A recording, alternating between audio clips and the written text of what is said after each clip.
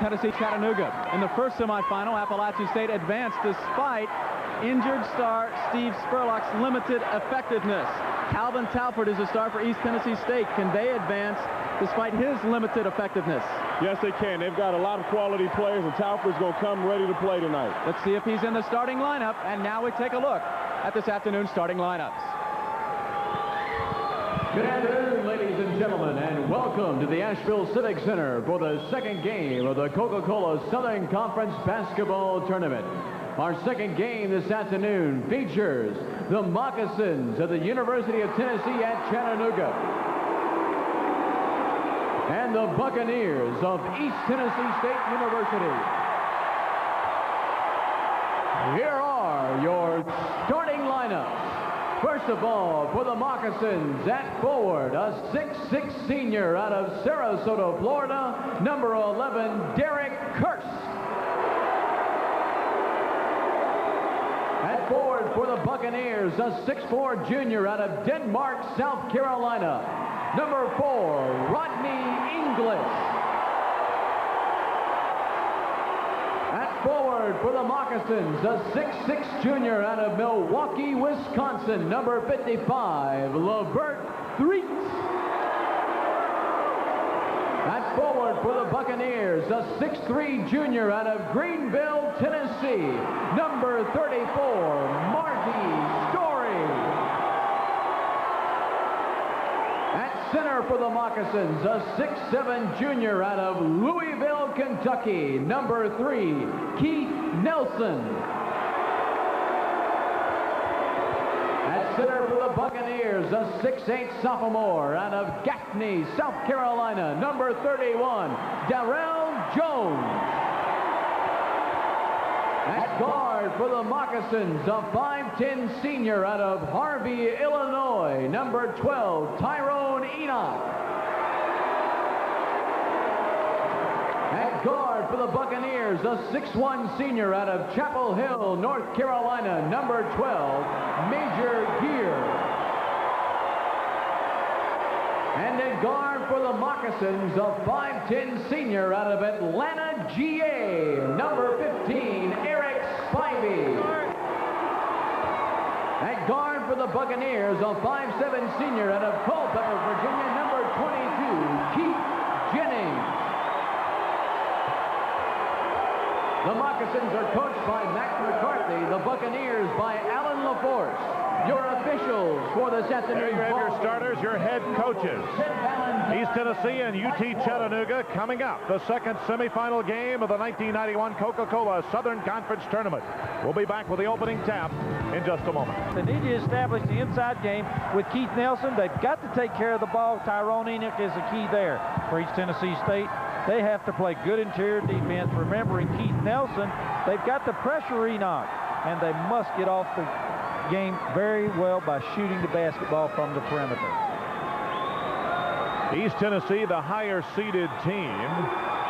I think there are about several 100,000 University of Tennessee fans that might disagree statewide, but not in this section of the state today. Rodney English at 6'4", jumping with Keith Nelson at 6'7".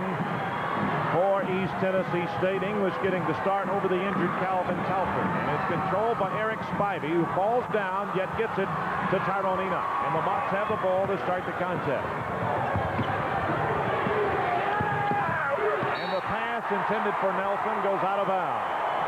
Randy, that's a very important point for UT Chattanooga. They get off to a good start because against East Tennessee State and Johnson City, they really struggled and made a lot of turnovers. They whip it around the horn. Rodney English. Here's Gear, who's open. Chattanooga's showing a little zone right there. A little surprising because they've been committed all year to the man, but they're opening up in a zone against the Buccaneers. Derek Kurtz with a miss. Nice play by Nelson, who missed the dunk. Nelson made a great defensive play, then missed the slam. There's the lob off the board, saved by English. Boy, it's sloppy. Marty Story, Mr. Jennings with a fake. Yes. That's a nice fake to get open. You're going to see both these ball clubs really filling each other out because, Randy, this is probably the biggest game other than the championship, and they might be a little tight. It'll be interesting to see who gets loose quickly, especially Chattanooga. And there's the bucket by Keith Nelson, who drove the baseline. First bucket for UTC. Here's Rodney English in transition. Missed the shot. Spivey got the rebound. Chattanooga a little slow getting back. They got to get back because the transition game is what East Tennessee State wants to establish. Well, Appalachian State might disagree, but a lot of folks are saying this is the championship. Nelson misses here. Rebound to Darrell Jones of East Tennessee State. English got the finger roll. 7-2 Buccaneers. Again, that could be credited to transition. You might not think that, but that's still some secondary break baskets. Chattanooga really struggling inside. Big battle going on in the middle with Nelson and Jones. Story and Jennings combined for the steal. There's the blocking foul on UT Chattanooga's Tyrone Enoch. His first, team's first. We're going to see right now the Mr. is going to take it down, and look at the contact right here. Yep, that's a pretty good call. Enoch really didn't establish anything, and Mr. Jennings goes by him and he fouls him on the way. UT Chattanooga had the struggle. Let's take a look at the bucket by East Tennessee. Well, Gear misses the three. There's the foul by Enoch. Gear missed the three, and UTC's Tyrone Enoch gets the rebound. 7-2 East Tennessee State. Maceo Williams in the game, and Nelson is out on the bench right now for Mac McCarthy. Not a very good foul. Not a very smart foul either. Maceo Williams fouls in backcourt. He needs to just get on the float and get on down the floor, but he makes a foolish mistake by fouling in the backcourt. Lavert Threach got the miss. East Tennessee State got the rebound. The foul on Maceo Williams, his first, team second. Buccaneers with a 5-point lead in the ball. Now Chattanooga going back to their man-to-man, very intense man-to-man. You'll watch them play, which they've been committed to all season. Darrell Jones up against Williams, missed the shot. Rebound Derek Kurtz. Mocs break it out quickly. It's a 2-on-4. Enoch got the layup, and it's 7-4. Marty Story almost fell back. If he falls back, the officials could call it technical because he didn't even have any contact right there. Darrell Jones misses the shot. Rebound Kurtz again after two misses by Jones. There's a charge against Tyrone Enoch. That's a very big play. Mr. Jennings in the middle of the floor picks up the charge in open court. And that's big now because Enoch has two fouls. Let's see if he gets set right here. That's a pretty good call. Mr. Jennings makes the good defensive set against Tyrone Enoch. And Randy, last night we saw Mr. Jennings take two charges in the first half. That's quickly two fouls on Enoch, yet he's still in the ball game. Which is uncharacteristic of Coach McCarthy because normally he takes the player out when he gets to try to protect him to get the third before the half. Keith Jennings bags a three. A 6-point Buccaneer lead.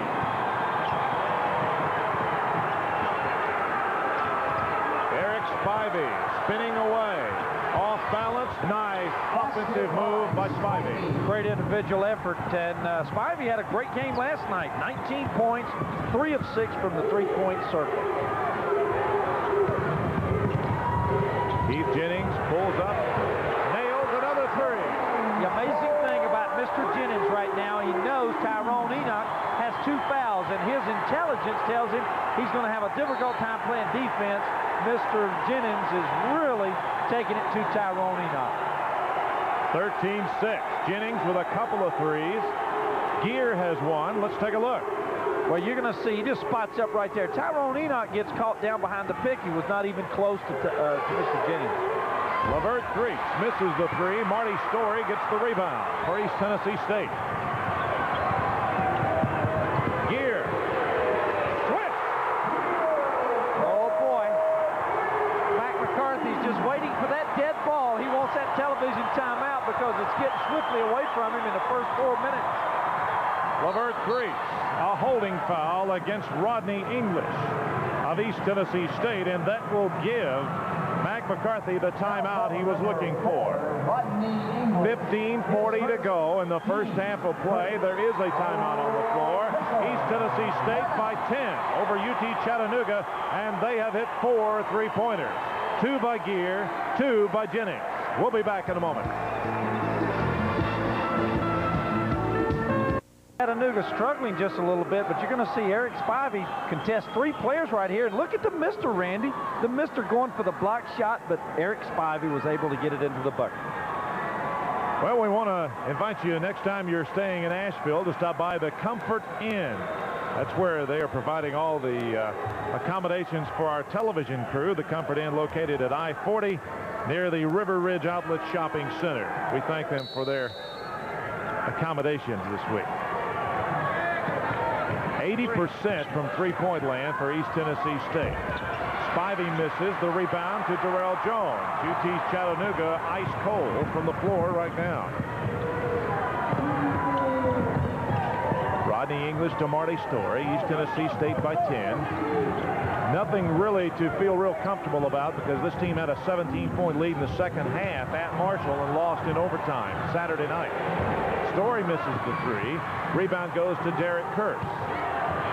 In that game, East Tennessee State really struggled from the perimeter, but they're establishing a perimeter game early in this one.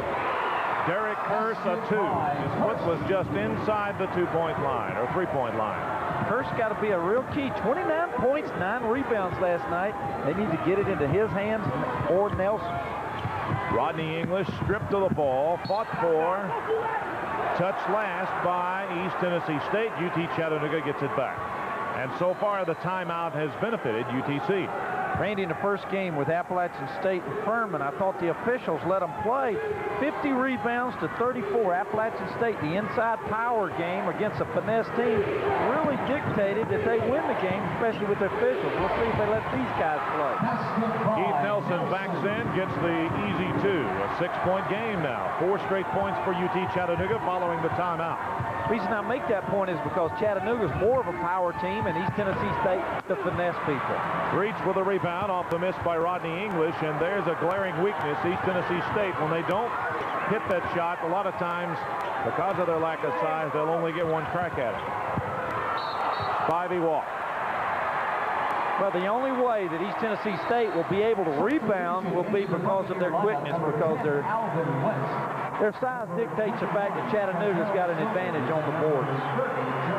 Alvin West and Jerry Pelfrey check in for Rodney English and Darrell Jones. There's Jerry Pelfrey. What a great player. Just a utility man. I call him a blue-collar worker. He's going to be able to come in and shoot the 3, and he'll get a lot of garbage. He's just a hard-nosed player. On the block, Trezell Silvers spinning up. Got the roll. Trezell Silvers, the 6'7" freshman for East Tennessee State. I'll tell you, he was a factor last night in that game. Off the bench, Bradley LaForce did some super things. A foul against Marty Story of East Tennessee State. And for Story, that will be his first. Pretty good defensive help coming from Marty Story, because if Nelson catches the ball down in the paint, as you see right here, look at him attract the attention. We got 3 players around him right there, and if he catches it right there, he's going to be very formidable because he can put it in the hole. And it comes to Kurse. Kurse pulls up, rip off the left hand. All Southern Conference, Derek Kurse makes it a 6-point game again. Well, he's a 3 player. He can shoot the perimeter shot, and he can also put the ball on the floor, so he has a lot of weapons. Mr. Jennings with a fake, misses the shot. Story with a follow. Nice touch. Nice hustle by Marty Story. Well, there's another story for you, Randy, because Marty had a super game last night. Very good offensive effort last night for Marty Story. Kurse fouled by Trezell Silvers on the miss, and Kurse will be at the line with 2 shots. You see Kurse, he's driving right here, and you see the shot. Let's see, where we get the foul? Right there? Okay, right there. Right after the shot. That's pretty good camera work. And you'll notice now, we maybe haven't mentioned this, but see, Tyrone Enoch, he's still in the game, Randy. And that goes against as you watch Mac McCarthy, Henry Dickerson, Bill Gleason on the sidelines. Normally, Coach McCarthy will take a player out if he has 2 fouls. You see the brain trust there. Boy, what a great job Henry Dickerson has done for that staff in recruiting players such as, for instance, Keith Nelson. Curse makes the first free throw for UTC. He'll get another. UTC won by a point on a last-second shot by Keith Nelson, but had they hit their free throws last night, it wouldn't have come to that. Really wouldn't. Did that remind you of a game down at Lamar a few years ago that you did? Sure did. Only thing is, Gerald Wilkins got the bucket. Nelson got it this time. Wilkins with the New York Knicks. Great player for UT Chattanooga. They've had some great ones in the past. Jerry Pelfrey missed the shot, kept it alive. Curse with the rebound. Here's Enoch. He'll work against Story. And got the layup. It's a 6-point game, rather a 4-point game now, 2016. Well, he just rolled it in. A little quickness to go by Marty Story. You don't want to think about that. Look at Trezell Silvers. Oh, rejected, but West picks it up and nails it. Trezell Silvers, a little creativity here. He takes the ball right down the gut and almost got a bucket. Really working inside on Nelson. Nelson gets it. Keith Nelson can score just about any time he wants to when he gets it in that area. Touch last by, well, it wasn't touched. Pass goes out of bounds. East Tennessee State turns it over. The Mocs can cut it to 1 or 2, depending upon what they hit if they connect. Maceo Williams will check in for Keith Nelson. And Eric Palmer will come in for East Tennessee State, giving Keith Jennings a rest. T.J. Jackson set to come in, and he's going to rest Tyrone Enoch. Keith Nelson won't be out very long. He's just getting a breather. I don't think there's any question about any of the coaches in the league. Anytime Keith Nelson touches the ball in the paint, he's probably the most formidable, the toughest player in the league. Already, Appalachian State has advanced to the championship for the 2nd year in a row. Foul on Trezell Silvers. That's quickly his 2nd foul. I really would like to see that again. I think Maceo Williams just kind of got tripped there. I think he just lost his balance and fell. I don't think there was a whole lot of contact in there. Let's see if we can catch it. Yeah, really, you just see there wasn't much contact in there. Maceo Williams just slipped and fell. Derek Curse off the left hand. Makes it a 2-point ball game. That's the closest the Mocs have been in a while. They need to get the ball in his hands. He's got a hot hand, and they need to put it right in his hands and let him shoot it. Pelfrey with a fake. Story passes it up, gets it to Silvers. Blocked from behind, but fouled by Derek Curse. Last night, Derek Curse got himself in foul trouble, and you don't want to see that if you're a UTC fan. But let's see, Derek Curse is going to come from the rear. Boy, I don't know, but anytime you have a situation like that coming from the rear, a lot of times the official will call it, because even though there might not be the contact, it's one of those situations where it looks like a foul.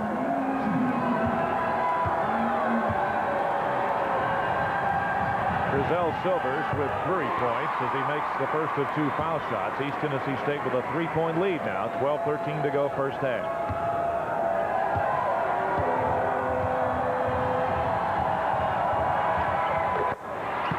Silvers with a pair.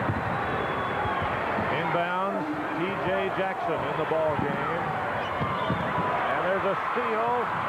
Jackson hits the table, the floor hard. Touch last by UT Chattanooga. Jackson may be shaken up.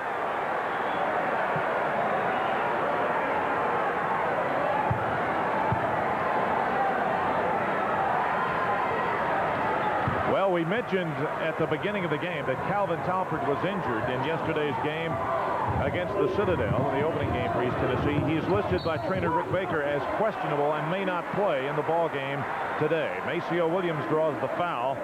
That will be his 2nd for UT Chattanooga. So 2 Moccasins have 2 fouls, Enoch and Williams. Randy, I watched the warm-ups today, and I noticed that Calvin Talford said, hey, listen, I can't do it. I'm hurting. 11:56 to go. East Tennessee State has the ball and a 4-point lead when we come back. Chattanooga, the first few minutes were struggling, but now they're beginning to pick up the pace. You're going to see right here Chattanooga coming underneath and making layup. That's the quickness of Eric Spivey. Telecast today is an exclusive presentation of Creative Sports Marketing in association with Sports South. Any use, rebroadcast, or other transmission of this telecast without the written consent of Creative Sports Marketing and Sports South is prohibited. 9 players have already played in the ball game for East Tennessee State. He's made 9 substitutions. That's an interesting graphic because you got to remember last night, 5 Chattanooga Mocs played more than 35 minutes while no one from East Tennessee State played more than 30. Alvin West misses the 3, kept alive, but the Mocs have the ball. Here's Eric Spivey.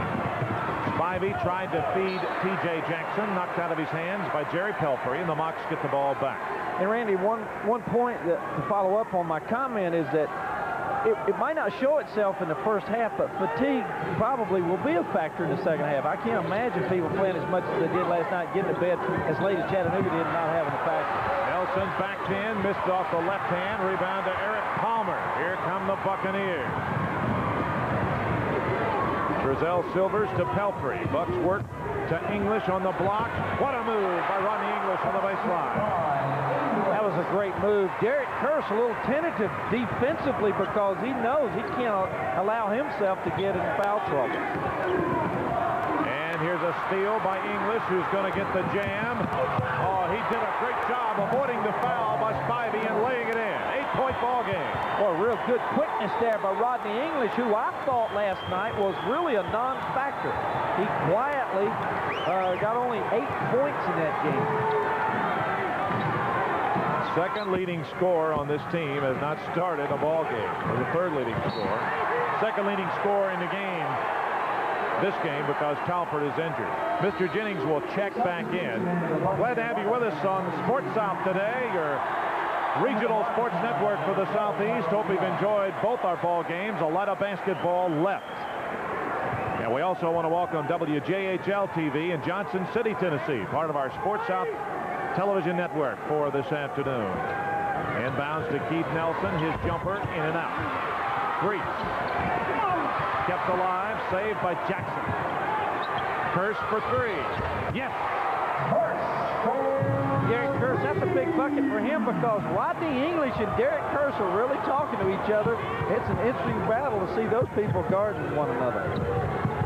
Alvin West drops it to Pelfrey. Pelfrey feeds English. West for a 2. Yes, Alvin West ripped a shot from about 15 feet away. Last Saturday night, a week ago against Marshall, Alvin West was only 1 of 11. The three-pointer that put him in the overtime. I tell you, in this tournament, he's established a good offensive stroke. Enoch guarded by Jennings, and they threw the ball away. Goes into the backcourt, give it to the Buccaneers with 9:48 to go in the first half. And there's that pressure defense that East Tennessee used so well in beating UT Chattanooga by 23 in Johnson City a couple of weeks ago. If Tyrone Enoch does not have a good ratio in his assist turnover, I'll tell you, this basketball team really struggles because he's a key. Tried to go to English on the block, and Jennings' pass goes out of bounds. And Rodney English is claiming that Curse was holding him, and he may have. I'd like to see that one again if we could. I'll tell you what, there are 2 or 3 officials. He made sure he let them know he was held, but there was a no call on that. 7-point lead for East Tennessee State. Mocs have the ball.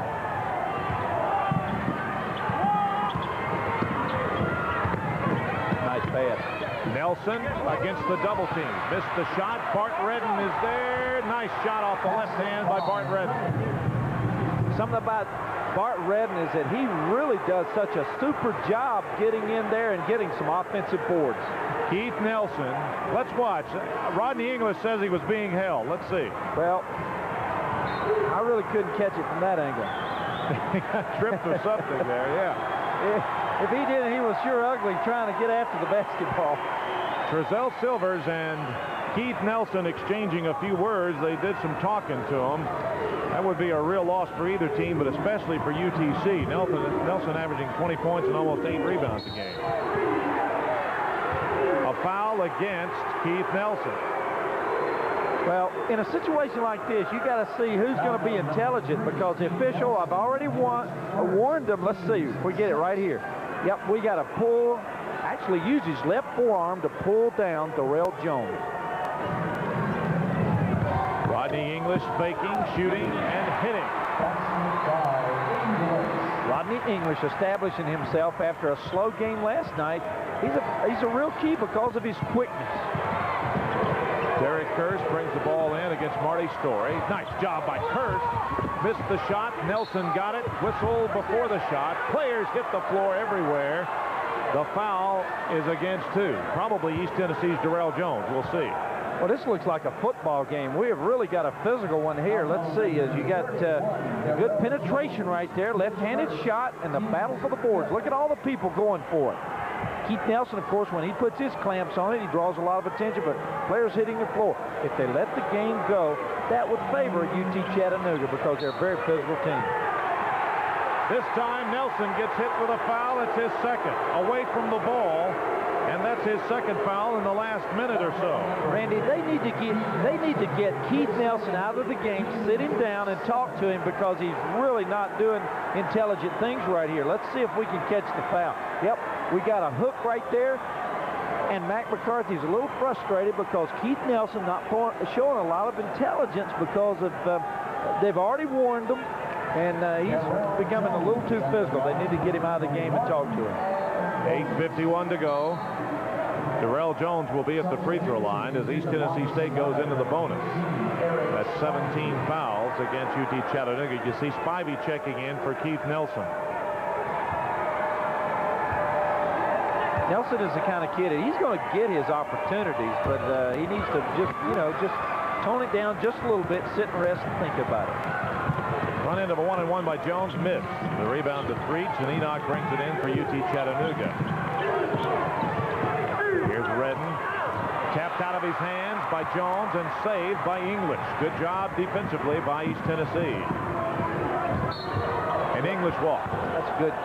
Got caught in a situation where he needed to do a little jump stop right there or before he puts the ball on the floor, but he took the steps, and that's a good call by Ted Valentine. 7-point ball game. We've been stuck on 32-25 for a while.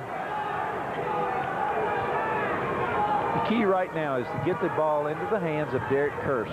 Started by Marty Story, but he needs to handle the ball some. Spivey foul by Keith Jennings. And that's the first foul on Keith Jennings. Looked like for a while they were going to let him play, but now they've called a lot of fouls in the last few minutes. Well, you're going to see Keith Jennings come from behind, and we had on the other end. That might look like it's a pretty good block, but again, officials call a lot of times what they think appears to be a foul. Ted Valentine made the call, and he was in front of the play. Keith Jennings disagreed vehemently. He really did. Spivey, a good foul shooter at the line for UT Chattanooga. Got it. 32-26, 6-point ball game. Alvin West checks back in for Marty Story. You're going to see, oh boy, nothing but ball. Boy, Keith Jennings, the mister, had a pretty good gripe. But again, that's exactly the same situation we had on the opposite end of the floor when Derek Kearse fouled from behind on what appeared to be a block also. That one rolled in. It's a 5-point game as Spivey goes 2 for 2 from the free throw line. Alvin West in the ball game now against Bart Redden. Major Gear has it now against Enoch. Enoch's got 2 fouls. Here's a drop that West missed it. English kept it alive. Touched last, however, by Kearse, and East Tennessee State gets it back.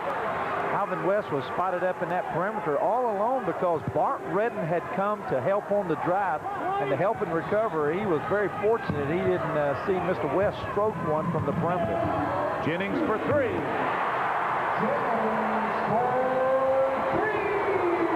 Nice pass. Enoch to Kearse, who got the layup. Nice transition bucket by UT Chattanooga. You'll have something like that when your point guard shoots a bucket because no one guarded the man in the front of the court in the transition. Jennings faking and putting it up, no good. Rebound Kearse.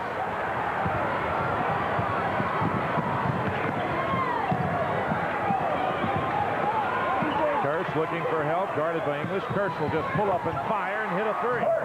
They need to go to him. He's the man. They need to get the ball in his hand and just clear. Let him play. He's shooting very well. West fills it up for 3. Over Bart Redden. That's West's second one. 7:18 to go. A 6-point advantage, East Tennessee State. Well, we have a shootout here in Asheville. 2 good ball clubs who split during the regular season. Kearse again. Short. Darrell Jones got the rebound, but a foul on Levert 3. These clubs are really emotionally really up because I've never seen so many people screaming at the referees after calls. Going to see a good pass in there, in the curse. That's where he wants. He sets up pretty good, gets a good look at it. Ball just a little short. Now you see the foul, and Levert Threets fouls Darrell Jones. Well, Darrell Jones, only a 36% foul shooter. Jones obviously wasn't the one fouled. Story will be at the line. Story a little bit better. Story on the year for East Tennessee hits 61%. That's a little bit better. And Story's really improved as a shooter. In fact, next to Mr. Jennings, he's the third best. Well, Mr. Jennings and Pelfrey. He's got the third best three-point shot average, right behind Jennings and Pelfrey. We had a great game last night. He was 6 of 7 from the field and 2 of 3 from the three-point circle. So offensively last night he had a great game. That one banged out on him. It's a 7-point East Tennessee State lead. They've led from the outset of the ball game. Hurst flips it to Spivey. Spivey pulls up and fires. Missed it. Story got the rebound to Jennings. I believe Spivey shot too quickly. They need to make a few passes, make East Tennessee State work on defense. Goaltending against UT Chattanooga's Levert Threets. That's a good call. Count the bucket. East Tennessee State now by 9, and we're going to have a timeout. Time on the floor. 6:40 remaining at half. Number 1, Bucks by 9, and we'll be back to Asheville right after this. Well, you're going to see Marty Story. He had a great game last night. Only missed one shot from the three-point circle. It's a good pass right here. Mr. Jennings gives it. Oh, that's Alvin West. He strokes one. But Alvin West had a great game last night, too, offensively for the Bucks. But now you're going to see the kick out, the goaltend right here. And that's a good call as Mr. English goes into the middle. And the goaltending call against Chattanooga. East Tennessee State by 9 as we look at Ron Bishop's cousin in the stands. Far side of the floor. 6:40 to go first half. You have a lot of relatives in this area. I got a lot of relatives everywhere. That's for sure. This is my home area. I'm a Carolina man. Threets will inbound to Enoch. They double team him. Threets will bring it up. 6:35 to go. Curse for the basketball. People switching off now. English guarded Curse, and now Marty Story guarding Curse. Touch last by the Moccasin. Oh, they're going to reverse it. Yep, Ted Valentine, the veteran Big Ten official, is going to come in and reverse the call. Now they give it to UT Chattanooga. Boy, you really love to see people do those kind of things. Officials. Ron and I will be in Murray, Kentucky, taking a look at the OVC semifinals. I want you to watch it with us on Sports South, beginning at 6:30 Eastern Time on Wednesday night, March 6th. Patrick Shepard gets the garbage for UT Chattanooga, and it's a 7-point game again. Randy, that's a big bucket for Patrick Shepard because he really hasn't played very many minutes in the last 5 or 6 games for Mac McCarthy. Alvin West drives, dumps it into gear. Count the bucket. The foul on Levert Threets, his second. That's a great pass created because Patrick Shepard might be a step slow trying to play defense. What a pass. Alvin West kicks it to the major from Chapel Hill. We're going to see from another angle this great pass. Alvin West kisses it under the bucket, and Major Gear finishes it off, and he's going to get a chance for 3. He converts the three-point play. He'll give East Tennessee State a 10-point lead.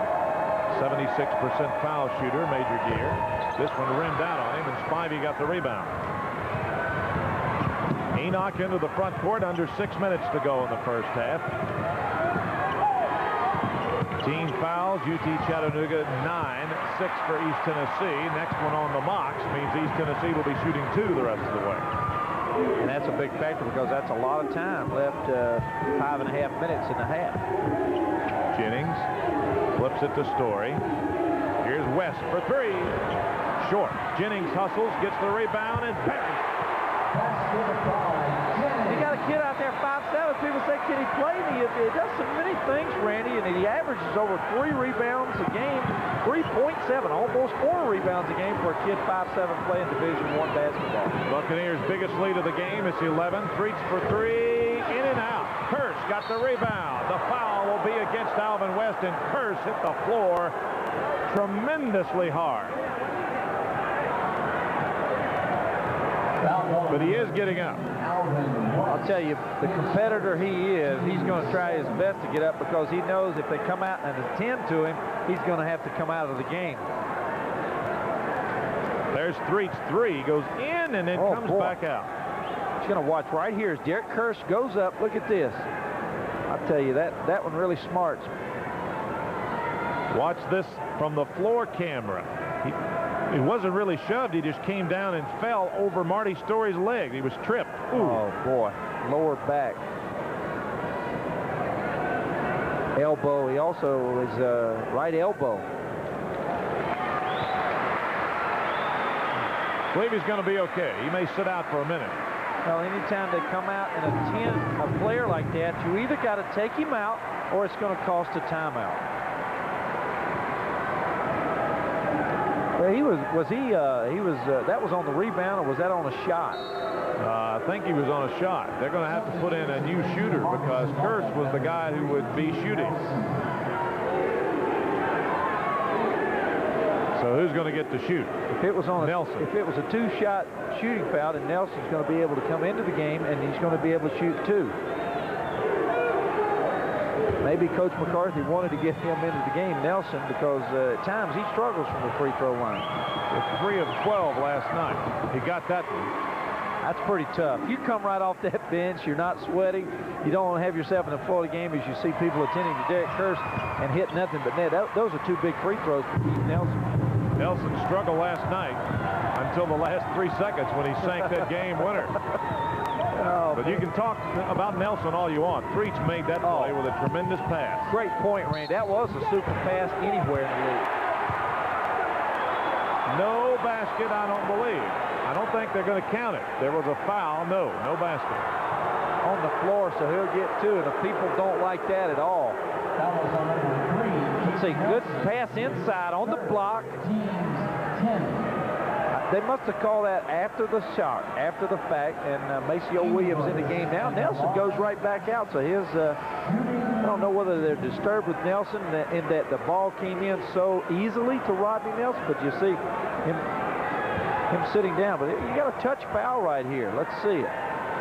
Okay, touch foul on the elbow. Really, in that situation, the ball, if you're going to call that, I believe he should have counted the bucket. Well, the foul was on Keith Nelson. That's his third, and that's really big. There's Nelson and Kirsch. One is injured, the other in foul trouble. English makes the free throw, and it's a 10-point East Tennessee State lead again. I'm really thinking that Mac McCarthy is very disturbed that Keith Nelson lets the ball come in so easily to English. There's the miss. Maceo Williams gets it, and Keith Jennings just picked his pocket. West for three. Missed it. Breach with a rebound. Chattanooga really has no offensive weapons on the court right now except for Eric Spivey. Well, Breach is not too bad. That's true. That's a good point. Give and go. Spivey off balance. Forced the shot. Williams hustle. Got the rebound. Taken away by Mr. Jennings. And he'll just slow it down. What a player Keith Jennings is. Here's West again. No good. Jennings got it. Nice pass. Great pass to West from Keith Jennings. There's no way you can defend that kind of play. I'll tell you, the next assist from Keith Jennings will move him in the second all-time NCAA list behind Sherman Douglas. 12-point lead for the Buccaneers. Their biggest, a holding foul against Rodney English of East Tennessee State. That will be his second. Foul ball number 4, Rodney English, his second. Eric Spivey, I think maybe Randy realizing out there that Levert Threets and Eric Spivey realizes that he's maybe one of the offensive threats. I think he's forcing some shots. They need to work a little more. I don't understand why they're not making this defense of East Tennessee State work a little harder before they shoot the ball. Larry Palmer comes in to give Keith Jennings a rest. Furman upset by Appalachian State 88-82 in the first semifinal game. Mountaineers make it to the championship for the second consecutive year as Maceo Williams nails the first free throw. Substitution into the Moccasin lineup, number 11. And Curse comes back in for Levert Reese. That's a good sign to see Derek Curse come off that bench and come back in the game, and kind of relief here for Moccasin fans that he's not hurt any more than he is. Williams misses this one. The rebound goes to Major Gear. Bucks with the ball and an 11-point lead under the 4-minute mark now in the first half. Here's Palmer dropping it to Story off his leg out of bounds. And we're going to take a timeout with 3:42 to go. Time on the floor as we look at this one again. 3:42, East Tennessee by 11. And we'll be back to Asheville in just a moment. East Tennessee with an 11-point lead. The Mocs have the ball when we come back. Keith Jennings is just fabulous. Watch that pass. Oh, that's a super pass. Alvin West finishes it off. That pass, he could have shot the ball, Randy. Was wide open at the free throw line, but he chose to put it into the bucket through Alvin West.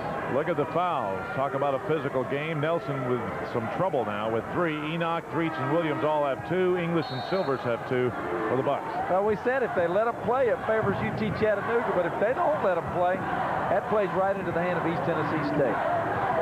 Another factor. UTC won 76-74 in Chattanooga. It was 93-70 or whatever it was in 99 in Johnson City. A lot of points. UTC, being the defensive team, feels like they got to keep the score in the 70s, maybe low 80s to have a chance to win. Already 48 points for East Tennessee. Oh, they really do. Well, let's see if we can catch a hook right here. Let's see. Patrick Shepard with the ball. Maybe just a minor little hook, but the official calls a foul the other way. I'll tell you something else, Randy, that was a factor in that Chattanooga game. East Tennessee State actually led the game by almost 10 points with about 7 minutes to go, and Chattanooga came back to win in Chattanooga. So you're right, that's a good point. They need to keep the game into the 70s or low 80s. Shepard gets another.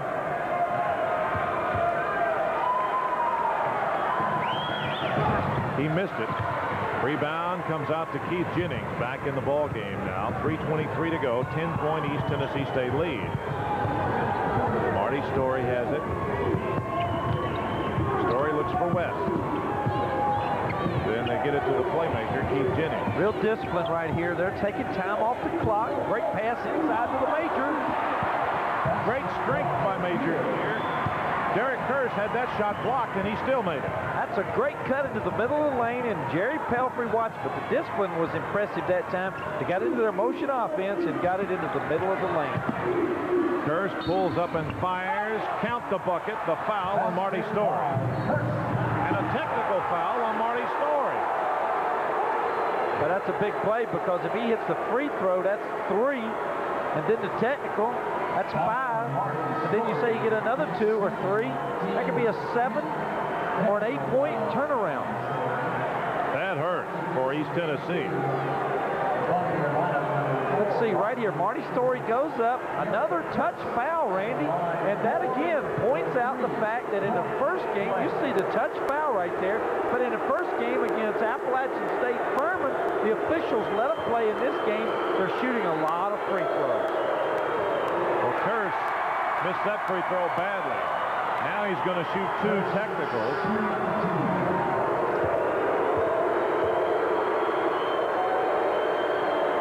And he missed this one. Well, that's a big decision to let him shoot the technicals after missing the first one. Spivey's in the game, a much better foul shooter. 75%, and yet Curse shoots the free throws. But if you look at the percentages, Curse on the season was shooting 77%. He just missed 2. But they still got a chance right here to pick up 2 more or 3 and cut into that lead. Last year it was the opposite. Spivey hit almost 90%, one of the top foul shooters in the country. Curse only hit about 65. Spivey spinning away. It's a 9-point game. Good kick out. Spivey for 3. Missed it. English got the rebound for East Tennessee. He gets it to Keith Jennings. So all that, and the Mocs only came out with 3 points. And Eric Spivey is really struggling offensively. Foul on Derek Kirsch. And that's big because that means Derek Kirsch now has, what, 2 fouls. And we're going to see play good entry pass down around the block. You get it down there, you have good things to happen. That's a pretty good call. English picks up the opportunity to go to the free throw line and hit 2. Standing room only. This ball game, as it was in Johnson City when they played a couple of weeks ago. At that time, that was a record crowd. I don't know how many, but it was over 12,000.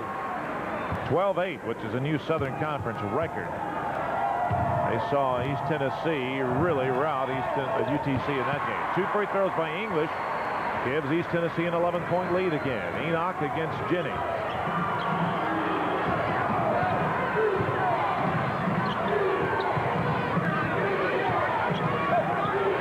Working against English. Nice play. Derek Kirsch shot wouldn't go.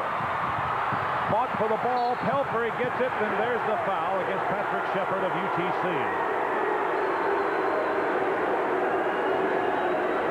Foul call on number 22, Patrick Shepard, his first. Penetration by look at here. That's a pretty good shot. Could have got a charge foul right there. But Derek Kirsch had a good look. He was really working on English. Let's see. Maybe got the foul as Patrick Shepard rolled over the left leg. Jerry Pelfrey, the brother of Kentucky star John Pelfrey, at the line. Hits the first free throw. I don't know if any statistics of this type are kept, but I'd be interested to see how many Division I teams, both ranked in the top 20, had brothers playing separately. East Tennessee State ranked in the top 20. Kentucky at the time ranked in the top 20. Their parents, the Pelfreys, go to almost every game they can. They alternate, but they're every game of their sons that they can. They're putting a lot of mileage on the road. 13-point East Tennessee State lead, their biggest, and it came after that technical a moment ago. Kirsch pulls up. Misses the 3. Long rebound goes to Jennings. See if East Tennessee State's patient this time and takes time off the clock. Run their motion offense. Jennings. Trezell Silvers, bigger lineup than normal for East Tennessee. Pelfrey, great feed to Gear. Slapped away.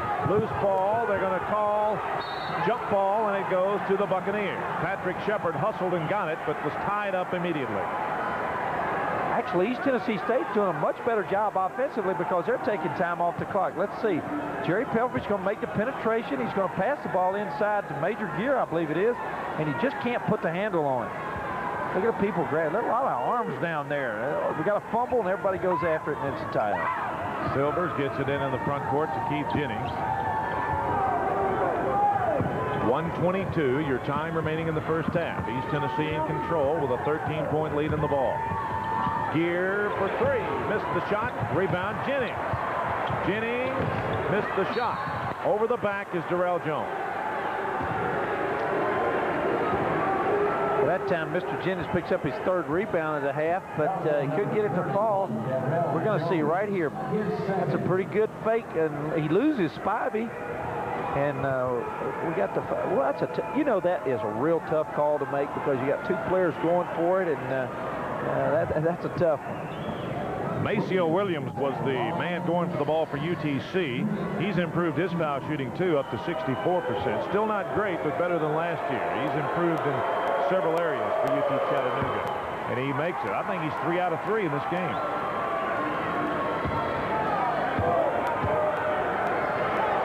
Minute 10 to go. It's a 12-point game. Loose ball, touched last by the Moccasins.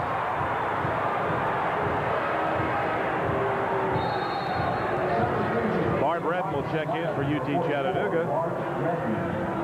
I don't know if we could see that, but boy, Matt McCarthy was really upset. It looked like the ball might have gone off the hands of Buccaneers. Let's see. Let's check this out and see if it goes off the hands of it goes off. Who is that? It was off East Tennessee. It should have been the Mocs ball. I believe that was off Trezell Silver's face.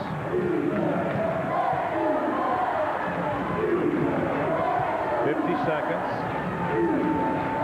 Pelfrey, Setting that pick for Jennings. He's going to wind that clock down to about 15 before he does anything significant. Now here it comes. Jennings drives, dishes it away. Enoch stole it. Enoch pulls up, waits for help now with 30 seconds. Here's Redden. On the block, Patrick Shepard. Shot blocked by Trezell Silvers with 22 seconds. Now East Tennessee can go for the last shot. Big block. And again, Trezell Silvers picking up where he left off. Big plays off the bench for Allen LaPorte's Buccaneers. 8 seconds. You see the time remaining on the clock. 5 seconds. Jennings fouled by Spivey, and that'll put Keith Jennings on the line with 2 shots. Quickness, the real good quickness. Mr. Jennings, penetration, you see it right there. Spivey has to collar him. Anytime you can beat a man and penetrate like that, you're going to have to foul him to stop him, or they're going to score. Jennings at the line. 54-42. East Tennessee State jumped out to a quick 5-0 lead. They've led all the way. UT Chattanooga with Nelson in foul trouble with 3. Several Chattanooga Moccasins are playing on the floor right now with 2 fouls. Jennings makes the first. He gets another.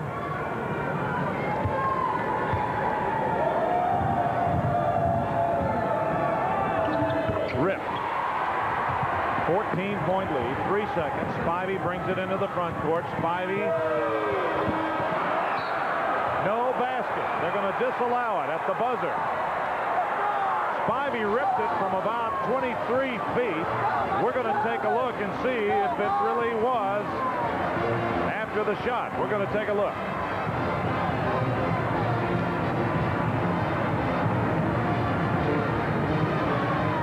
He's right.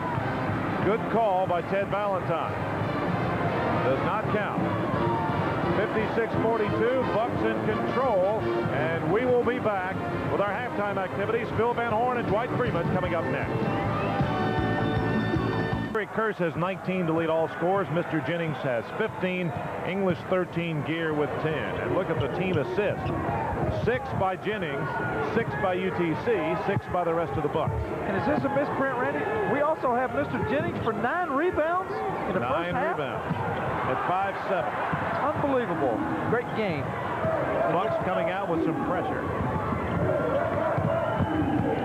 Here's Enoch pulling up, missing the shot. The rebound goes to Darrell Jones. Marty Story, they go on the block to English. In trouble, hit the backboard, and it's saved by Enoch. Not a wise play by English right there. Here's Enoch against Jennings. They lob it in for Keith Nelson. English just put out his lights. Nice play by Rodney English, who can really sky at 6'4". Boy, it's unbelievable. They get the ball right where they want it in the middle of the lane, but English blocks the shot by an all-conference player. Marty Story misses badly on the 3, and it's still a 56-42 game. We played about 1 minute and 10 seconds.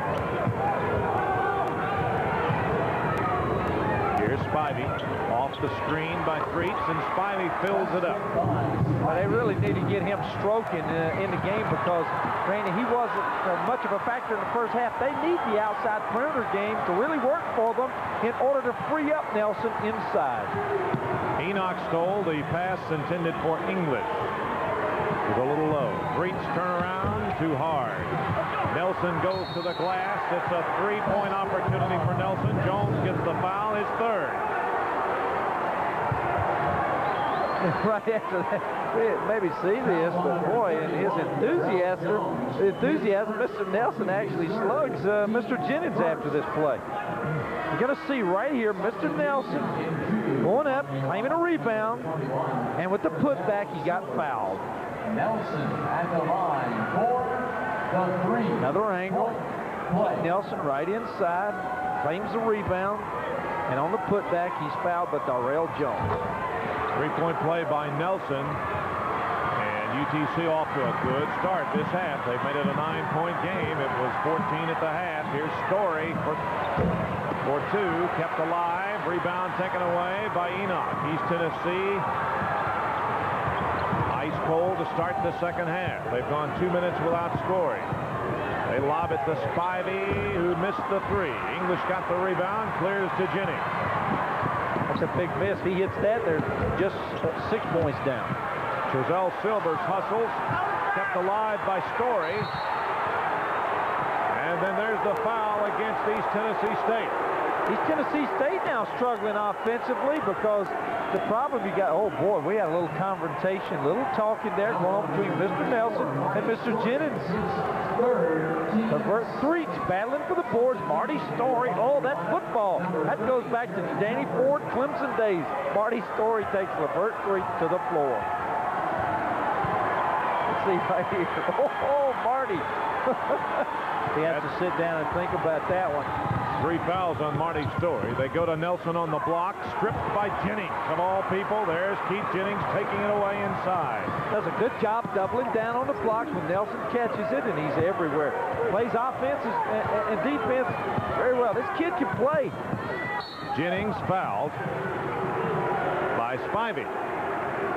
Andy, early in the season when we saw Mr. Jennings, we both talked about this. We spotted him first of this season. You're going to watch him right now operating on Eric Spivey. Eric Spivey's going to have to foul him right here. You get the foul. That's a good call by the official. But you remember, Randy, we said as Mac McCarthy, the brain thrust of the Moccasins, we said Keith, Mr. Jennings, was the most underrated point guard in America. And all of a sudden, people began to pick up on him. That's incredible. We talked about that. He could get a triple-double in this game. That's 9 rebounds for a kid 5'7". I tell you, that's a lot of heart. There's no way that he should be claiming 9 rebounds in a college basketball game in a half. At 5'7", that's unbelievable. He makes the first free throw. That's the first point of the game, or this half for East Tennessee. He makes 2, and it's an 11-point Buccaneer lead. Mocs got off on a 6-0 run to start this half.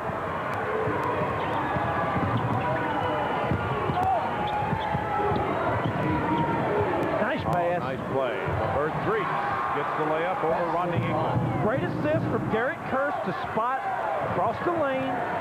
Levert Threets. Here's Major Gear on the right side. Pelfrey on the block. It goes to English. He rolled it in. Nelson didn't want to foul him. Nelson's playing with 3 fouls. Well, they need to keep going to him because with Nelson with 3 fouls, he's not going to play a whole lot of defense interior.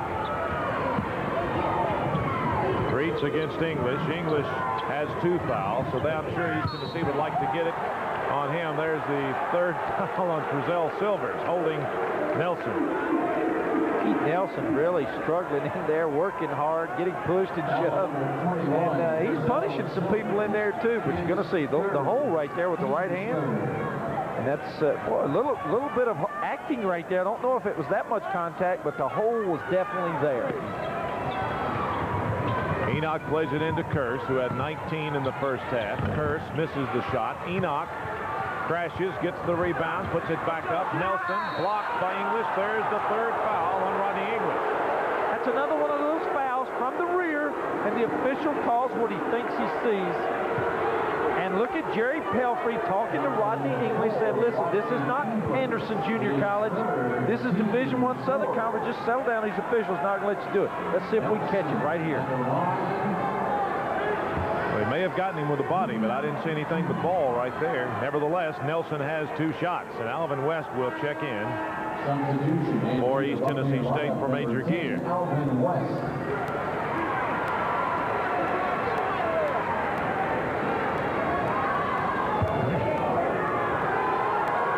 Time left. Nelson misses the front end of 2. He'll get another. 16:22 left. 60-49.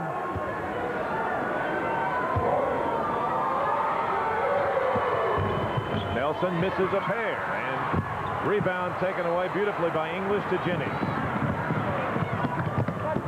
Jennings comes out. Missed free throws last night, Randy, put Chattanooga in a hole, and they're not hitting them here in this game either. Trezell Silvers squares up beautifully and hits the jumper. Nobody was on it. After last night, this kid, Trezell Silvers, playing with a whole lot of confidence. Here's Kirst against Pelfrey. That's against Keith Nelson, and that's number 4. Or is it English? No, that's English. No, let's see. That's Nelson. Nelson's fourth. I couldn't decide if it was going to be on English or Nelson. Nevertheless, we're going to take a time here, 15:55. East Tennessee is the ball, leading by 13. The Southern Conference semifinals, and we'll be back in a moment. Had a 14-point lead at the half. Bucks have a 13-point lead and the ball. UTC scored on 6 straight points at one time, but have not been able to make up that much ground. Trezell Silver, the freshman, really playing well for East Tennessee. Remember, off the bench, what a great game. Trezell Silvers last night, 17 points on 7 of 9 from the field and 8 rebounds, and that was all in 21 minutes. Enoch got the buck, and English didn't want to get his 4th foul, so Tyrone Enoch took advantage of that. Alvin West.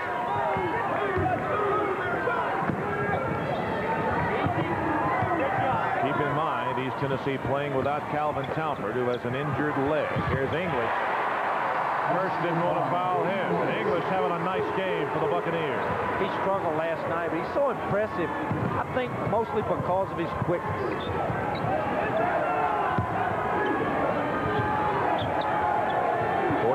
14:48 to go.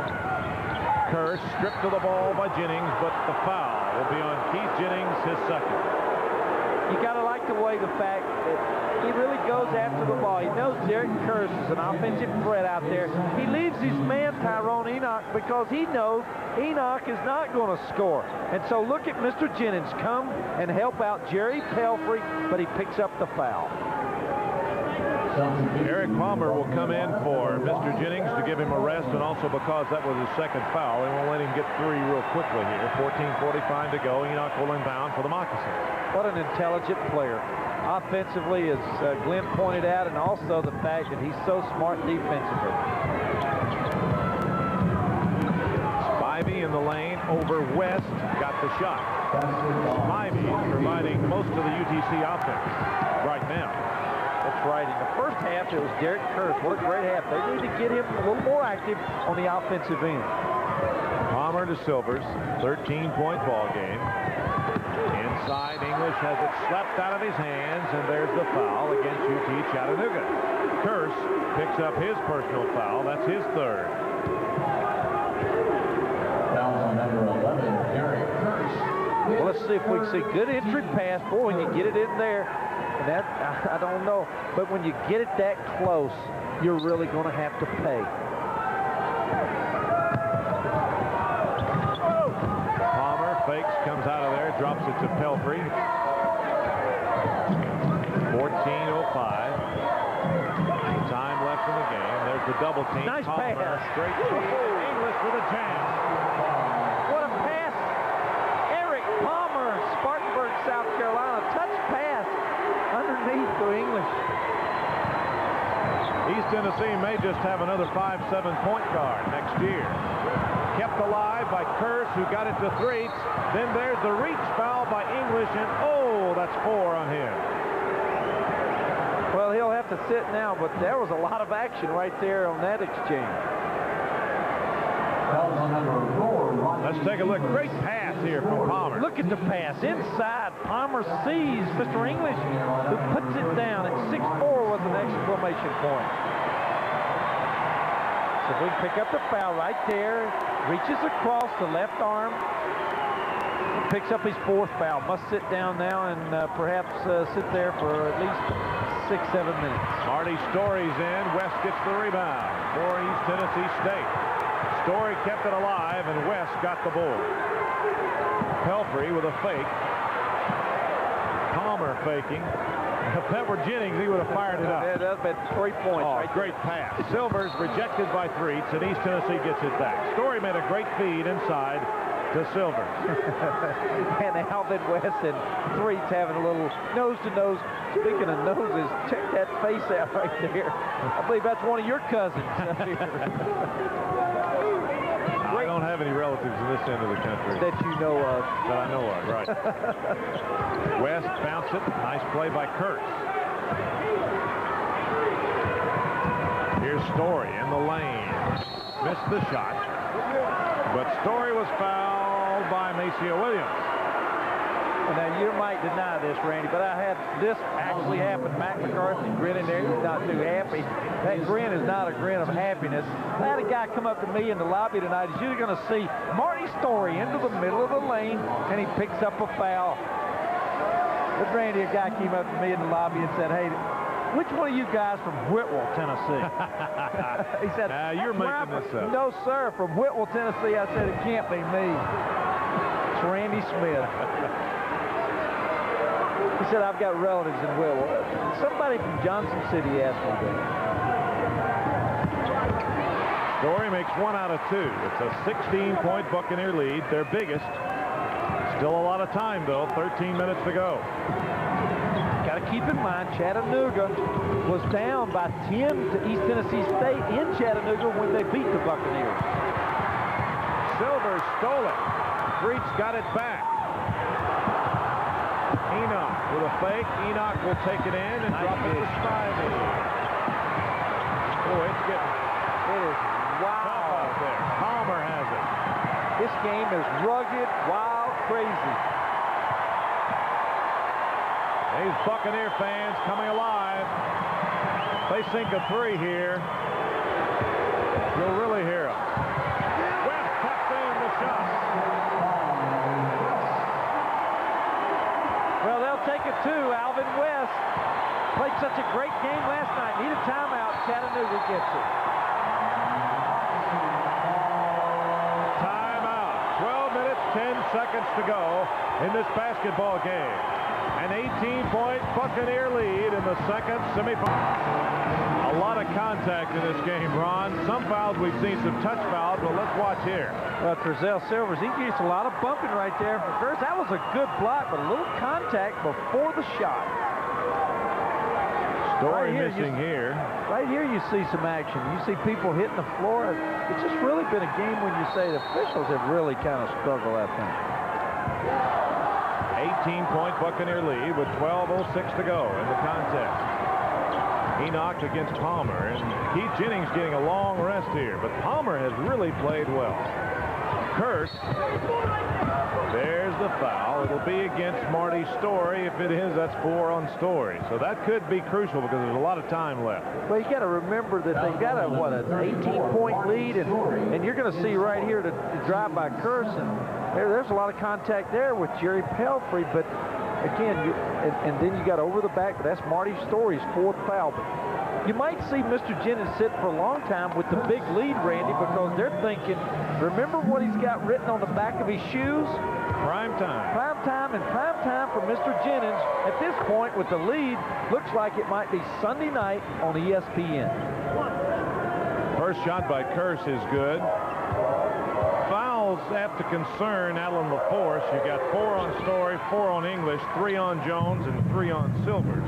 It's a lot of rebounding right there that's got in some foul trouble, though nobody's gone yet. And for UTC, Keith Nelson on the bench with 4 fouls. Palmer saves it, looks for help. Pelfrey for 3. No good. Silvers got the rebound. A lot of slapping going on, and they call Derek Curse, and that is Curse 4th foul. So now you got the 2 all-conference players, Derek Curse, Keith Nelson, both with 4 fouls.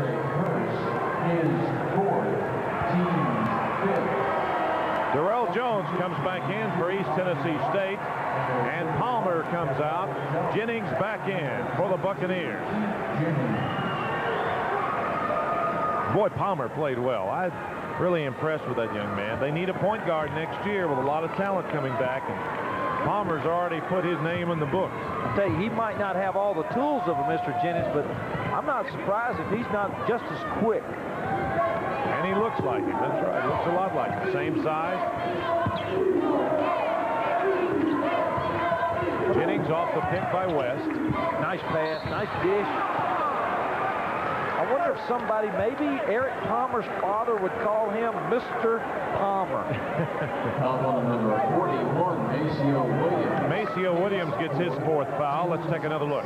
Going to see the creation of this foul is the penetration by Mr. Jennings. And Trezell Silvers couldn't finish it off, but I mean, Darrell Jones, and he's going to get a chance to shoot 2 free throws, however. Darrell Jones, only a 36% foul shooter. Has 6 rebounds in the ball game. Missed this one. He'll get another. 71-55. Buccaneers by 16 as you look down the concerned UT Chattanooga bench. Darrell Jones makes the second of a pair. 17-point lead now.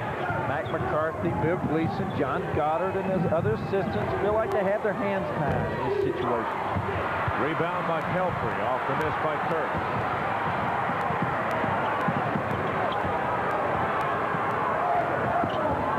Mr. Jennings. Trezell Silvers. Curse almost got his 5th foul right there. West comes out. Now West will fire it up. Missed it. Jennings keeps it alive and saves it for East Tennessee. Bucks get it back with a fresh 45 on the shot clock. That's double figures in rebounds.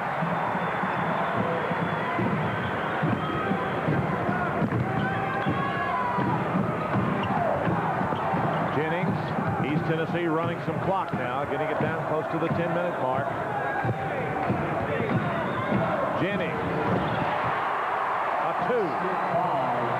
Of course, he's double figures in rebounds, double figures in points, and I don't know about the assists. You got to be pretty close. He could have that triple-double that you talked about. Out of bounds, touched last by East Tennessee. The Moccasins get it back. A 19-point Buccaneer lead with exactly 10 minutes to go. There's Bart Redden checking in for the Mocs for Eric Spivey.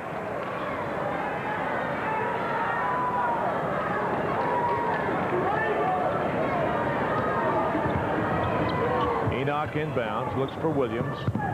Ducks in trouble. Bounced it to Redden. Big scramble for it. Jump ball. It'll go to East Tennessee State.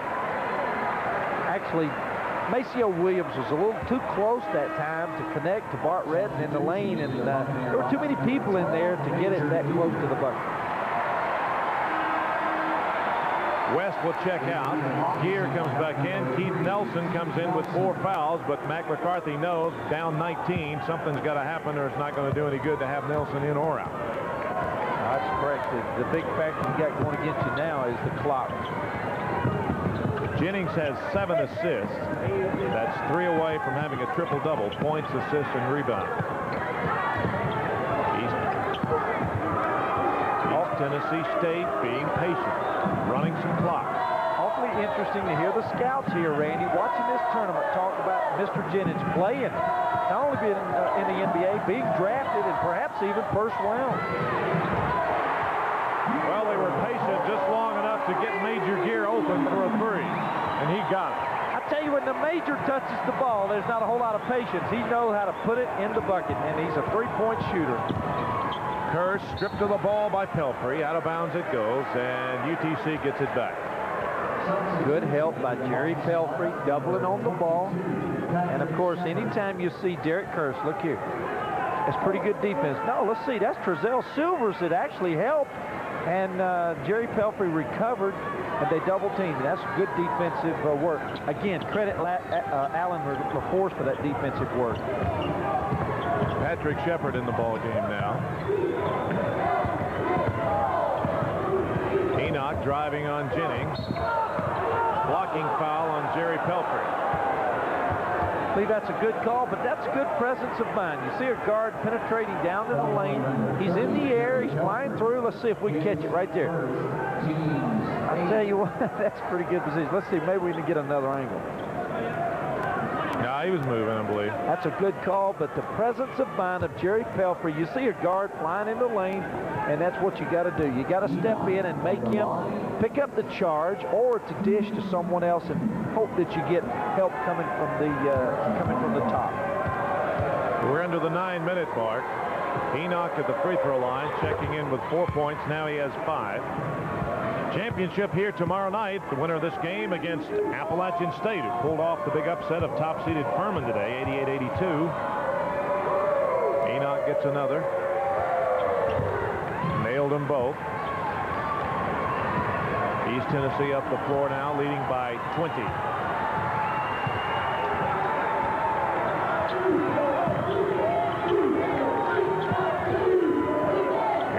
Pelfrey. Major Gear dropping it off to Pelfrey again. Pelfrey in the lane. Showing real good patience, Randy. They're running their motion offense, taking the clock down. Under 20 now. 16 on the shot clock. Jennings in the lane. Oh! It's to Darrell Jones. It's going to count, and there's a foul. He loves it. Mr. Jennings with his 8 assists. It was a beauty, driving the baseline and dumping it underneath to Darrell. Look at this. This is a piece of art, Randy. Driving the baseline. Nobody cuts him off. And a little pass into the gut of Darrell Jones. Great feed Look for at this. Jennings. Oh, no-look pass into the gut. Darrell says nice assist, and Mr. loves it. That's 8 assists for Jennings. 2 away from having a triple-double now for him. Jones misses. Nelson got the rebound.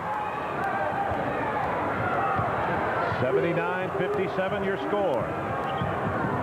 Bucks in control, looking for their 3rd straight championship appearance and their 3rd straight tournament championship.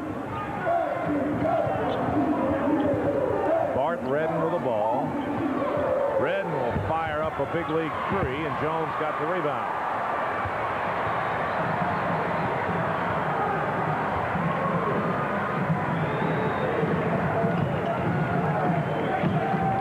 Silvers with the ball. T.J. Jackson's going to check in for UT Chattanooga. See how much time they take off the clock this trip down 4.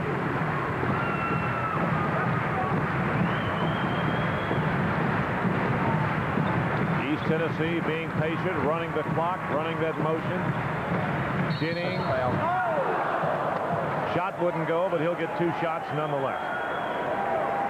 Buccaneers came into this tournament ranked 19th in the country. Let's take another look. Well, just quickness right here. He penetrates past Tyrone Enoch, who makes a mistake. Not going to be able to reach around the mister and take it away because he'll just cross over and pick it up for the shots. Bucks are ranked 19th. You know, the last time a ranked team came into this tournament, we've talked about this. 1983, UT Chattanooga came in with Gerald Wilkins, Willie White, some of those great players that they had, looking for their 3rd straight championship. They were ranked 15th in the country. They won that 3rd straight championship, and they beat East Tennessee State in the final. East Tennessee gunning now for their 3rd straight tournament championship. Andy, is Gerald Wilkins, I know he's in the NBA. I don't think there's been as much talk in the years I've been around the Southern Conference about as many players who have a chance to play in the NBA than the tournament this year. We'll talk about that when we come back. 7:23 to go. Buccaneers in control over UT Chattanooga. We'll be back in a moment. Well, East Tennessee with a 24-point lead. A little bit of time left. 7:53 is a lot of time normally, but not down 24. Keith Jennings almost has a triple-double. Here's one of his 9 assists. I think the most amazing stat about that, a chance for a triple-double as you look into the eyes of Mr. Jennings, is the fact that he had 9 first half rebounds. 6 of them defensive, 3 offensive. At 5'7". Spivey made too many passes. Rebound goes to Darrell Jones. Here comes Keith Jennings. 7:07 to go in the ball game. Gear to Silvers. Down low, Darrell Jones. Slapped and fouled by Patrick Shepard. That's a good foul, though, isn't it? Patrick Shepard has a lot of fouls to give. He fouls a man. It's only hitting, what, 30%? Look at him. He's intent on fouling him. He's putting him on the free throw line. It's a whole strategy in that because Darrell Jones only hits 35% from free throw strike. Darrell Jones has 3 points for East Tennessee. Has 4. He got the roll, and it went down. 25-point Buccaneer lead. I'm guessing one of the things that Mac McCarthy, who has a 6'4" player guarding a 6'8" post player, tells him, you go in there, and every time he touches it, foul. He only hits 36. But always that strategy backfires because here's Darrell that sinks too. Hit them both. Eric Palmer coming back in for Keith Jennings, and a standing ovation for Mr. Be surprised if he comes back. He's probably through for tonight. Might not get his triple-double, but he's getting ready for the championship of the Southern Conference. Spivey kicked the ball. Palmer, 3-on-1. Palmer will back out wisely, and they're going to run some more clock. 6:49 to go. East Tennessee State loves these 5'7", 5'6" point guards.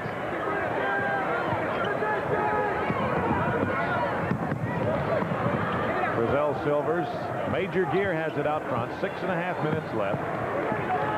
East Tennessee and Appalachian State are only about an hour and a half away. 50 miles or so as the crow flies, but they're going to be in here tomorrow night playing for the championship. The Crows or the... I hope there'll be no Crows. There'll be a lot of people here. You're going to have a premium to get a ticket for that game. UTC gets it back on the bad pass, and the only good thing about that trip, 21 points, 10 rebounds, 9 assists. The only good thing about that trip for East Tennessee was they ran a lot of clock off before they turned it over. Patrick Shepard penetrates, rejected by Darrell Jones, who just took the ball away from him in midair. Again, that's good defensive help. Darrell Jones is not checking Patrick Shepard, I don't think. He just comes to help out, and he gets the block. 5:56 left. There's the foul. T.J. Jackson guilty of the personal foul. It's his first off the bench for UTC. They're really stretching the game out because their only hope, if they can't come up with it, is to foul. Let's see. Coming to help out, Darrell Jones, who was guarding Keith Nelson. See if we catch the foul right here. T.J. Jackson. I didn't see a foul there now, personally. But he hit the floor pretty hard. I guess they figured there had to be one somewhere. Gear makes the first free throw. Max sitting there thinking, well, with this lead, got to hit the recruiting trail. Got to wait and see if perhaps the NIT might come calling. Major Gear. UT Chattanooga, as Gear makes 2 free throws, dominated this Southern Conference in the 1980s. They won 5 regular season and 4 tournament championships. Made 5 postseason appearances. They won 20 games or more 8 years in a row. They've gone 3 straight years now without winning 20 unless they can get in the NIT. There's the man who had a lot to do with that, but you're going to see a foul. Eric Palmer fouls Spivey as he goes to the bucket. East Tennessee State really in these last few years coming on. Alan LaForce, an assistant to Les Robinson, who's moved on now to North Carolina State. But we were talking, Randy, about those NBA people being in here. Gerald Wilkins is there with the Knicks, and a lot of talk about several players in the Southern Conference perhaps being drafted this year. Well, Keith Jennings is one. Jared Kearse may be another. He has a shot. John Taft at Marshall. And then next year, several more, including Greg Dennis and Calvin Taufert off this East Tennessee State team, and neither one of them played today. That's unbelievable. Nice penetration. Pelfrey missed the 3. Nelson got the rebound, and he's fouled by Silvers. Silvers didn't want to give the ball up either. A lot of people talking about Calvin Taufert. A lot of people think that he's as good a prospect as East Tennessee State has because of his versatility, his leaping ability, and now this year we've seen him shoot extremely well. Keith Nelson will be at the line for UT Chattanooga. 5:29 to go. It's a 26-point lead for East Tennessee State.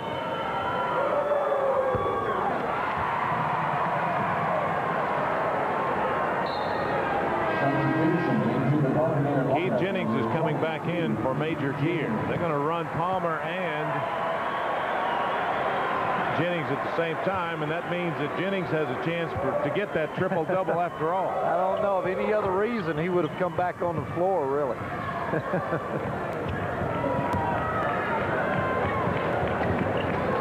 5:24 to go.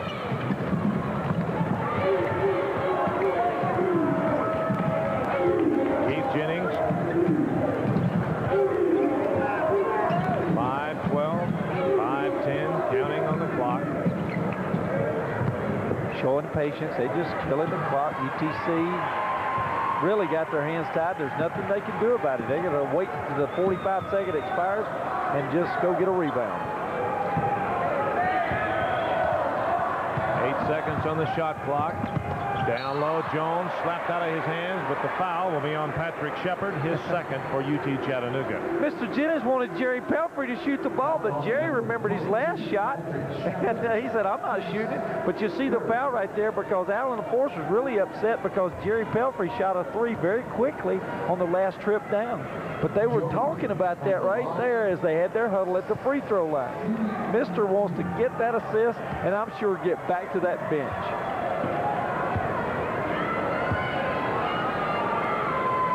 Darrell Jones become a real marksman from the free throw line today, hadn't he? That's somebody who was hitting 36% going into the ball game. You know, you really have a lot of Buccaneers who played well. Darrell Jones has got some good minutes. Silvers has just played outstanding basketball. Alvin West, people have been struggling now, are making some great contributions. Eric Spivey is going to put up a 3. He missed it. T.J. Jackson had it. And the Mocs get it back. 4:37 left.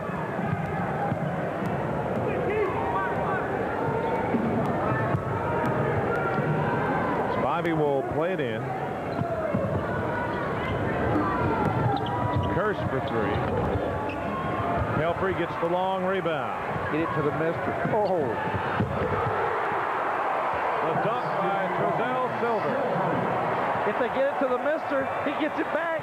He's got the assist. He sits down. I'm not so sure he even knows about this. He might not, but I don't understand why he's in the game if they don't know about it with a 29-point lead and a big game tomorrow. Tell me why. Coming out now. Well, I don't know what that stretch was all about, but maybe it's to get one last ovation before the championship game. East Tennessee State against Appalachian State for the second year in a row. We watched Trezell Silvers with an exclamation point on a big Buccaneer win. Great tournament, Trezell Silvers. He's got a chance, Randy, off the bench to make the all-tournament team.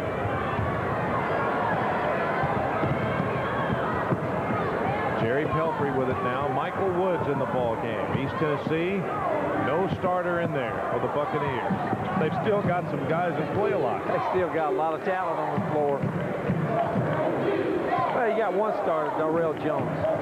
That's right.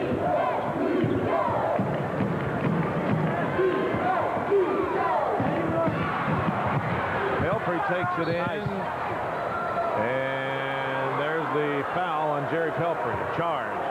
And Randy, I'll tell you something else. There might only be one starter on the floor for East Tennessee State, but there's several guys on the floor for East Tennessee State that can start for other teams in the league. Good drive. That's a good call by the official as Pelfrey penetrates and charges into Nelson.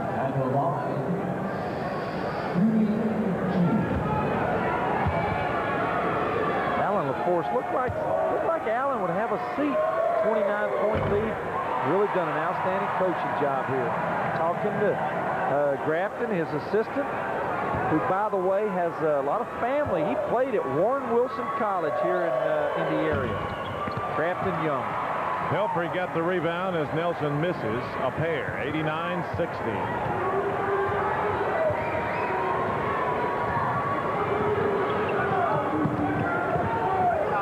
I don't think UTC ever had a lead in this game. I think, if I remember correctly, I'm going to check it, but I don't think they ever had the lead.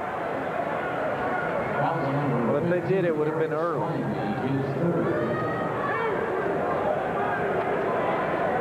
Well, they fell down 5-0, and I don't think they ever caught up.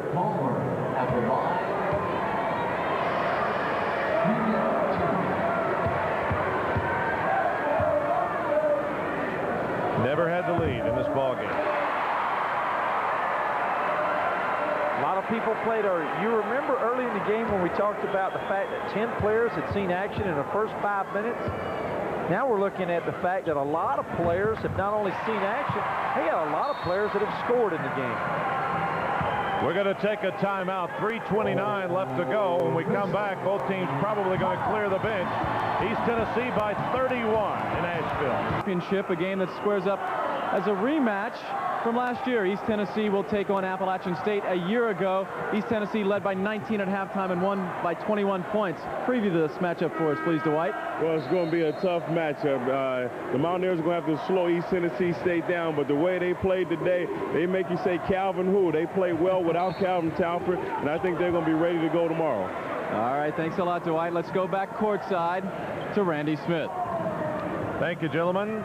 East Tennessee advancing to the Southern Conference Championship game for the third straight year. 2 years ago, they beat Marshall. Last year, they beat Appalachian State. This year, they get a shot at App State again. And they will be a big favorite going into the game tomorrow night. No doubt about it. So many weapons. So many weapons. And, of course, as long as you got the mister on the floor. And it's unbelievable they're beating Chattanooga by 30 points, remembering that their second leading scorer has not seen any action in today's contest. Nelson misses the second, tipped out of bounds, and they give the ball to UT Chattanooga.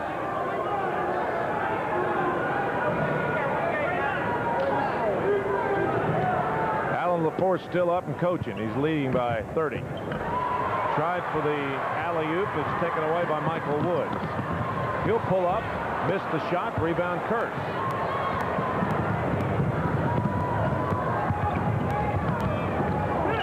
Tell you something that's been conspicuously absent from UTC in this half has been Derek Kurtz offensive production. Tennessee obviously made the right adjustment. They did a good job, and of course Jerry Pelfrey in his time on the floor has really done a superb defensive job on Derek Kurtz. Under 3 minutes left. East Tennessee running the clock. Here's Pelfrey for three. Well, he's a player. I like Jerry Pelfrey. Plays a lot like his brother John. They're very similar. Can you imagine those kids playing on the same high school team? Can you imagine a game of horse between those two? I can see some fights developing out of their one-on-one in that backyard of their home. Darrell Jones gets hit with a personal foul. For him, that's 4, but it doesn't matter this stage of the game. Let's take a look. You're going to see pretty good face job right there, but Darrell Jones is guilty of the foul. He's going to go to the bench to a great applause of the Buccaneer fans. Only 7 points, but what great quality minutes. He's a role player, Randy, and he did exactly what Alan LaForce has him in the game to do. I believe you and I could get up and leave right now, and we get a standing ovation for the East Tennessee State fans. They're happy about everything right now. They really are. And I'm sure the people watching back in Johnson City are pretty excited, too. And they're going to get to see their Buccaneers in action from now on out, because I know that this Buccaneer team is going to be in the NCAA. Nelson makes the first free throw. He'll get another. And if you're Tom Apke, you're seeing a 30-point blowout over UT Chattanooga, the other tri-champion. How do you go into the game tomorrow night with your basketball team? Well, anytime anybody in this league has to play against East Tennessee State, that's a good question. I'm not sure I've got that answer. Blocked by Nelson. Up the floor quickly to Enoch. He Nice dishes. pass. Kurtz got the layup.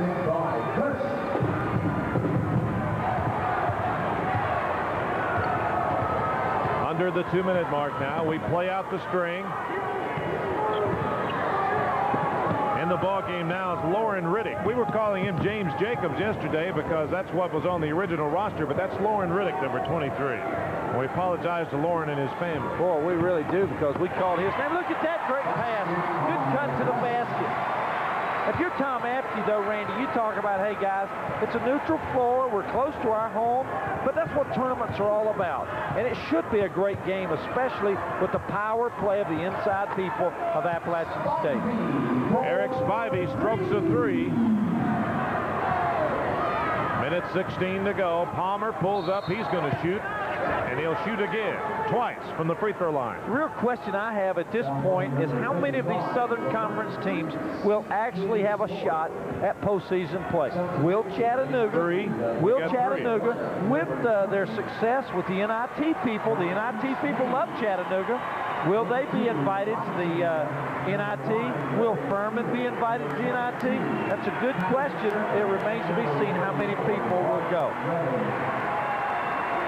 UTC's 3 seniors, Spivey, Kirsch, and Enoch, getting a nice hand from their fans as they leave for perhaps the last time. A couple of years ago, UTC had 18 wins, did not make the NIT. They've got 19. They played a tougher schedule. I think they got a good shot at getting in. Well, I'll tell you something else that's a great question is East Tennessee State, Randy, let's say they win tomorrow. How good a seed will they actually get? I'll tell you, this conference with East Tennessee deserves a super seed in the NCAA.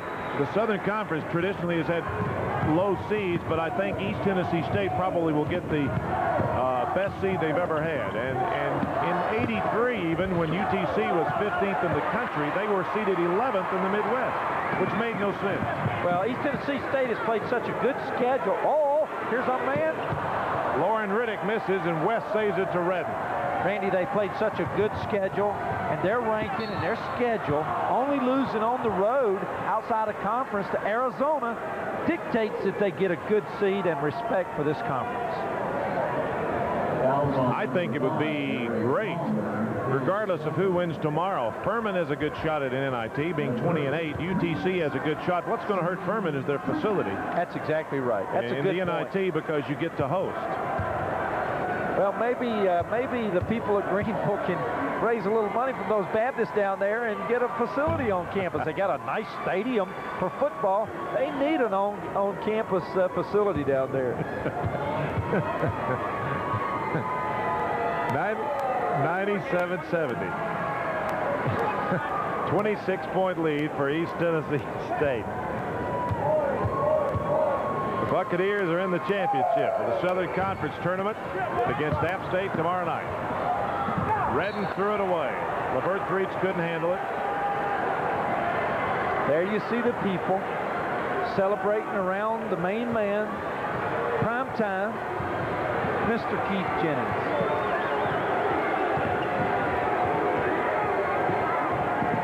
Double team Palmer. It's not going to matter. 32 seconds. Michael Woods protecting the basketball. Here's Palmer. Palmer penetrating. Oh, good rejected by Nelson, but West gets it back. Here's Michael Woods. He's determined. Oh, my! Michael Woods. Michael Woods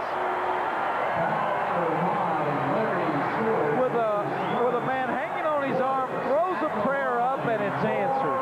And the Keith, Mr. Jennings, loves to play. Look at him, Randy. Look at the mister. Now he barks some orders. You know what he's telling Eric Palmer? He said, come on, pass the ball. Yeah, get rid of the basketball. They're trying to get it into the hands of the man that we called all day yesterday by the wrong name. 3-point play, Michael Woods there at the century mark, 100-71. Stripped of the ball.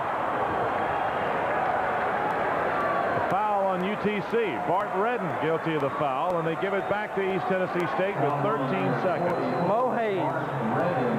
There you see the architect of the beautiful building, the guy who followed in, Mac McCarthy. Granted, he knows his hands were tied since the beginning of the second half. But what a great job Mac McCarthy did with the Moccasins this year, coming back off of a 500 season to come into this contest at 19-9. Well, the great stone face is cracked. Alan LaForce actually smiling with a 29-point lead and 13 seconds left. Have you ever seen Alan walk into the gymnasium with that Bear Bryant hat? I've seen that. He's from Cumberland College, and he was up in Kentucky when the Bear was football coach, I suppose, at the University of Kentucky. Has a lot of respect, wears a hat just like the Bear. And I guess a stone face like the master of football at the University of Alabama for many years. 31-point lead. And look at East Tennessee with the pressure. Larry Stewart threw it away. East Tennessee's got it back. Uh-oh. Here's Riddick. He's going to pass it to West. He wanted it back. That's the ball game. East Tennessee State with an impressive 104-71 victory over UT Chattanooga in the semifinals. It will be the Buccaneers and the Mountaineers tomorrow night here in Nashville for the Southern Conference Championship for 1991. Let's take another look at that last bucket by Alvin West. 104-71 your final.